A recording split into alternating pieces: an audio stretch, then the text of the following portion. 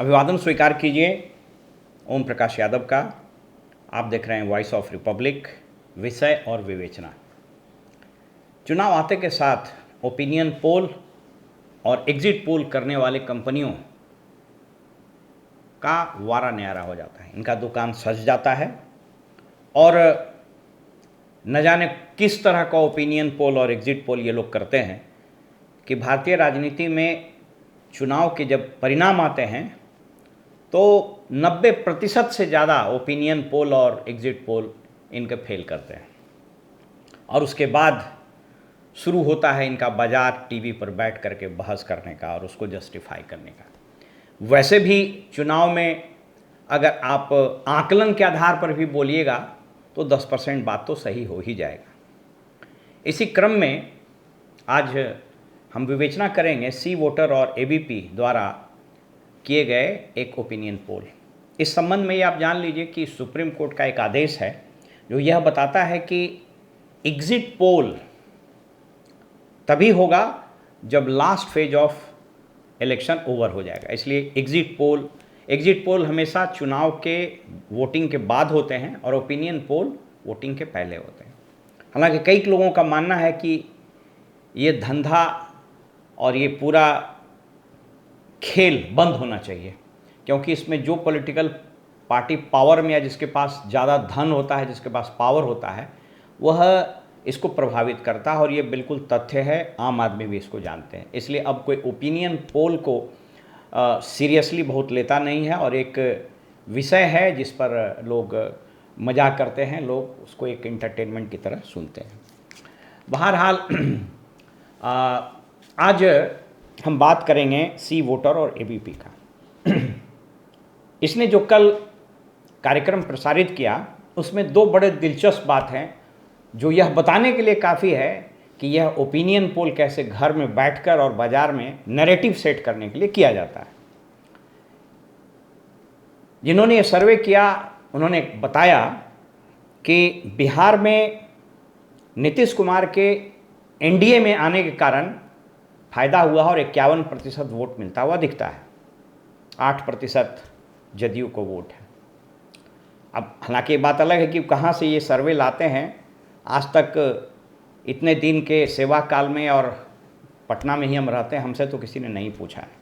कई हमारे मित्रों से पूछते, किसी से हमने पूछते हुए नहीं देखा है। बहरहाल इनका ये कहना था कि जिन जिन सीटों पर जदयू लड़ रही है तो नीतीश कुमार की क्रेडिबिलिटी चूँकि बहुत ख़राब हुई है, इनकी पॉपुलैरिटी बहुत घटी है और यह स्वाभाविक है।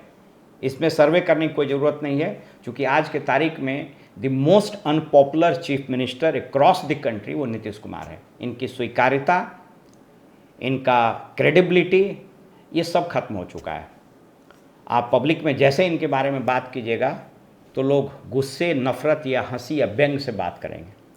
तो इनका कहना था कि इन्होंने खास तौर पर आरा, नवादा, सासाराम, कटिहार और गया की बात की कि इन सीटों पर जदयू से बहुत ज़बरदस्त टक्कर होगा आरजेडी का। और मज़ेदार बात देखिए कि यह कितना हास्यास्पद है। आरा में जदयू लड़ ही नहीं रहा है, आरा में बीजेपी लड़ रही है। नवादा में बीजेपी लड़ रही है, विवेक ठाकुर लड़ रहे हैं। सासाराम में बीजेपी ही लड़ रही है। हाँ, कटिहार में जदयू लड़ रहा है, लेकिन वहाँ कांग्रेस लड़ रही है, आरजेडी नहीं लड़ रही है। और गया में बीजेपी नहीं लड़ रही है, गया में हम पार्टी के उम्मीदवार हैं स्वयं जीतन राम मांझी। सबसे मज़ेदार बात है सासाराम।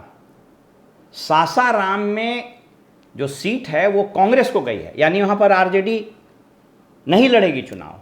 और उससे भी दिलचस्प बात है कि सासाराम में कांग्रेस ने अभी तक उम्मीदवार घोषित ही नहीं किया। ये किस तरह का सर्वे है? यानी आप सोच करके देखिए, ये पूरा नैरेटिव सेट किया जा रहा है। अभी से ही वोटर के मन में यह बात बैठाई जा रही है कि बीजेपी के कारण ही यह चुनाव जीत रहे हैं। हालांकि इन्होंने अपने सर्वे में दिया है 33 और 7। तो आम तौर पर यहाँ आप कहीं भी बात कीजिएगा, पब्लिक की नब्ज टटोलिएगा तो बिल्कुल एपरेंट है कि एनडीए 2019 का परफॉर्मेंस यहाँ नहीं दोहरा सकती है। क्योंकि वो ऑप्टिमम लेवल पर था 39।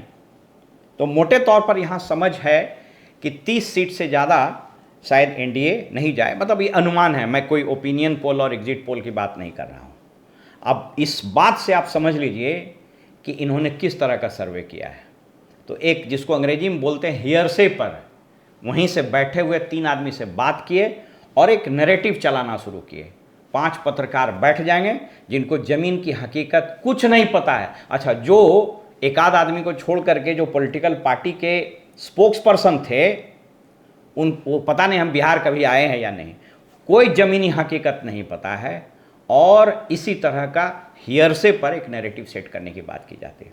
इसलिए मेरा आम जन से अनुरोध है, वोटर से अनुरोध है, अपने विवेक का इस्तेमाल करके वोट दीजिए, न कि ये बेकार का non scientific unrealistic opinion poll पर सेट किए जा रहे नैरेटिव को सुन करके।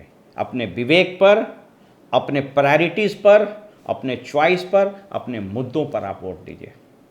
फिलहाल हमें इजाज़त दीजिए। नमस्कार।